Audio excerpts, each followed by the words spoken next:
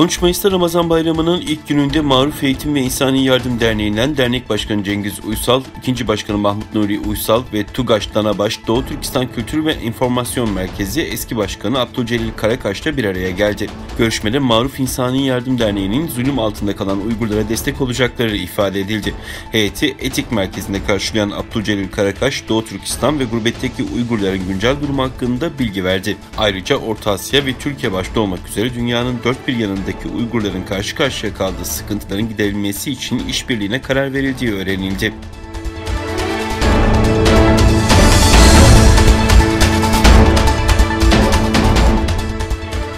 Çin'in Uygurlara yönelik uygulamaları Birleşmiş Milletler'de düzenlenen bir toplantıda ele alındı. Toplantıda Uygurlara yönelik baskıya son verilmesi çağrısı yapıldı. Birleşmiş Milletler'de düzenlenen toplantıda Çin'in Uygurlara yönelik uygulamaları görüşüldü.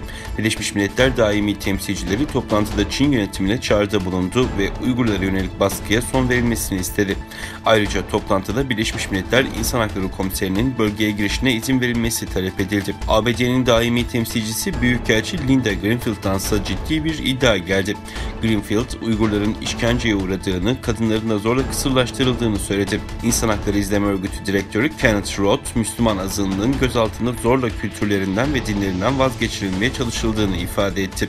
Uluslararası Af Örgütü Genel Sekreteri Agnes Kalamar ise Sincan Uygur Özerk Bölgesi'ndeki insan hakları ihlallerini soruşturması için Birleşmiş Milletler'e çağrı yaptı.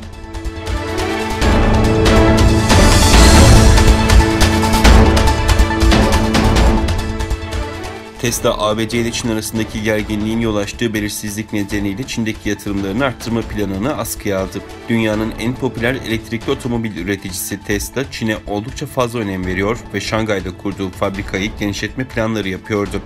Ancak ABD ile Çin arasındaki gerginliğin yol açtığı belirsizlik nedeniyle Tesla, Şangay kentindeki tesisini genişletme amacıyla arazi alma ve Şangay'ı küresel ihracat merkezi yapma planlarını askıya aldı. Tesla'nın Şangay'daki fabrikası yılda 500 bine kadar araç üretmek için tasarlanmıştı ve şu anda tesiste yıllık olarak 450 bin Model 3 ve Model Y aracı üretiliyor.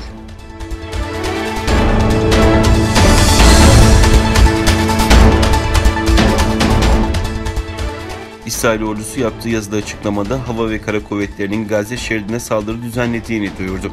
Gazze'nin kuzey kesiminin doğu ve batı bölgelerinde bulunan farklı hedefler İsrail güçlerince top atışlarının yanı sıra hava ve denizden de eş zamanlı olarak yoğun biçimde bombalanıyor. Saldırılar nedeniyle kentin kuzeyinde elektrik kesintileri yaşanırken İsrail ordusunun bombaladığı bölgelerden alevlerin yükseldiği görüldü.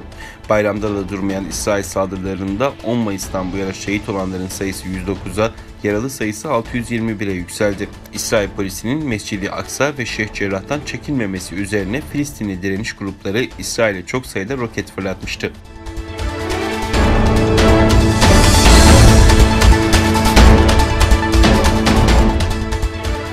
ABD Hastalık Kontrol ve Önleme Merkezi aşıları tamamlanmış kişiler için maske takma zorunluluğunu gevşetti.